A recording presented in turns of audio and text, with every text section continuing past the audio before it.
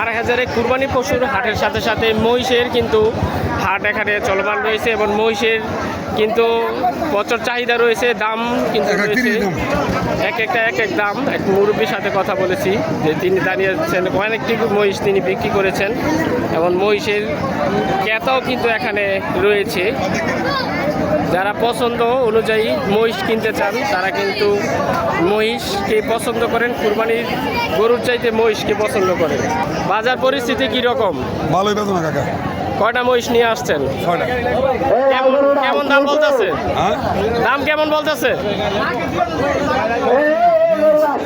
হ্যাঁ, এটা কত দাম চাইতেছেন?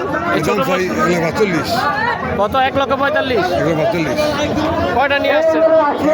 হ্যাঁ, 6টা মহিষ তিনি নিয়ে এসেছেন। আর ওই পাশের মহিষটা দেখান, দাম বলেন তো কত?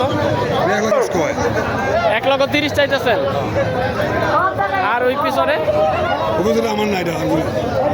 কয়টা নিয়ে আসছেন? 6টা। 4টা বিক্রি করছেন?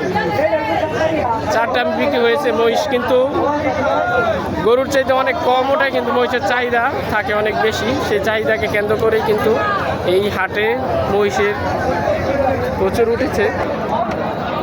কুরবানির গরুর পাশাপাশি কিন্তু এখানে মহিষ হয়ে উঠেছে ব্যাপক পরিমাণে, এবং যারা তাদের গরুকে পছন্দ করেন না, মহিষ কুরবানি করার নিয়ত করে রেখেছেন, তারাই কিন্তু এখান থেকে মহিষগুলো কিনছেন।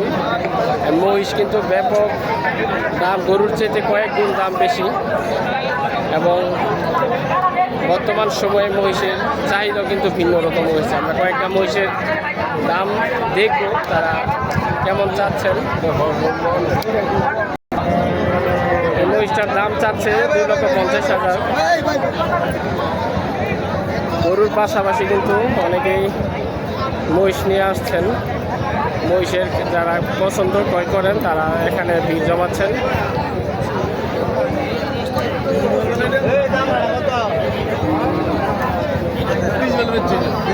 এই মহিষটি 2,30,000 বিক্রি হয়েছে। আরও যারা মহিষ কিনতে চান তারা কিন্তু এখানে এসেছেন এবং তারা দাম করছেন।